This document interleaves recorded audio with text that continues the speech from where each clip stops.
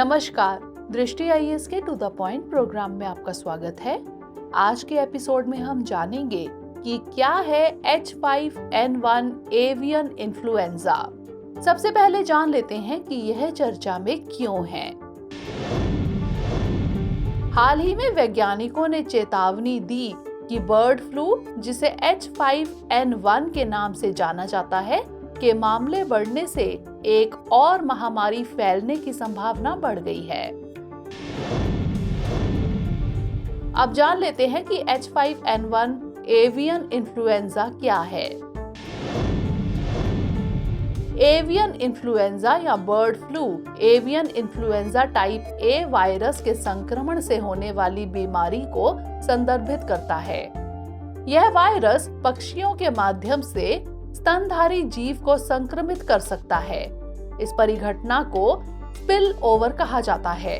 हालांकि इसके स्तनधारियों के बीच फैलने की संभावना कम है।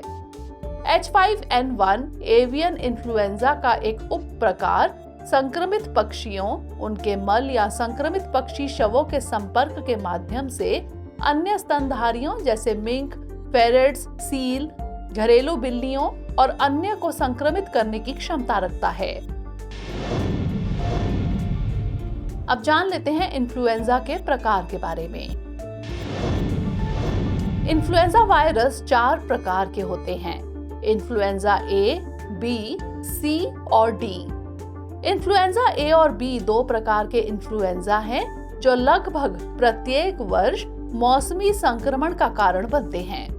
इन्फ्लुएंजा सी मुख्य रूप से मनुष्यों में होता है, लेकिन इसे कुत्तों और सुअरों को संक्रमित करने के लिए भी जाना जाता है। इन्फ्लुएंजा डी मुख्य रूप से मवेशियों में पाया जाता है।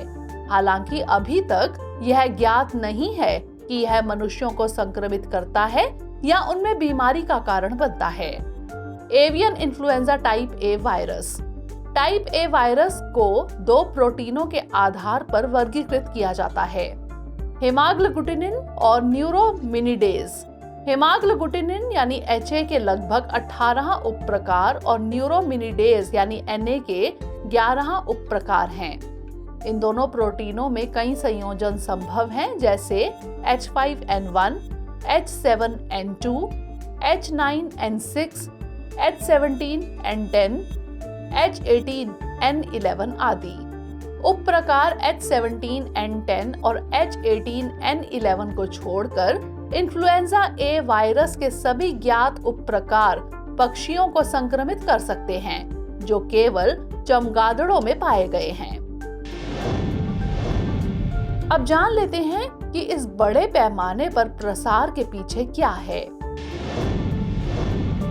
बर्ड फ्लू के महत्वपूर्ण प्रकोप को फैलाने वाले सटीक कारक काफी हद तक अस्पष्ट बने हुए हैं। बहरहाल, कुछ शोधकर्ताओं का प्रस्ताव है कि जलवायु परिवर्तन एक मुख्य कारक हो सकता है। माना जाता है कि उच्च वैश्विक तापमान पक्षियों के व्यवहार को उन तरीकों से प्रभावित करता है जो फ्लू के प्रसार को बढ़ावा देते हैं। परिणाम स्वरूप पक्षियों को अनजान आवासों में स्थानांतरित होने और उन प्रजातियों के साथ तालमेल करने के लिए मजबूर होना पड़ता है, जिनसे वे आमतौर पर बचते हैं, जिससे संभावित रूप से वायरस का संचरण बढ़ जाता है। इसके अतिरिक्त सागरीय सतह का उच्च तापमान भी इसमें भूमिका निभा सकता है। उदाहरण के लिए, उत्तरी चिली के पास उष्ण जल के कारण चारा मछलियों यानी फोरेज फिश की आबादी में गिरावट आई है, जिससे जल सिंह यानी सी लायन कमजोर हो गए हैं और बीमारियों के प्रति अधिक संवेदनशील हो गए हैं। आइए नोट कर लेते हैं अभ्यास प्रश्न। H5N1 एवियन इन्फ्लुएंजा के प्रकोप के संबंध में चिंता का प्राथमिक कारण क्या है? मानव से मानव संचरण के माध्यम से तेजी से फैलना, संक्रमित कुक्कुट या घरेलू पक्षियों की आबादी में उच्च मृत्यु दर, उपलब्ध टीकों की सीमित प्रभावशीलता या फिर वायरस के अधिक संक्रामक रूप में परिवर्तित होने की संभावना। इसका उत्तर हमें कमेंट सेक्शन में जरूर भेजिएगा। अगले सेशन में किसी नए टॉपिक के साथ मिलेंगे। तब तक के लिए पढ़ते रहिए एंड स्टे मोटिवेटेड।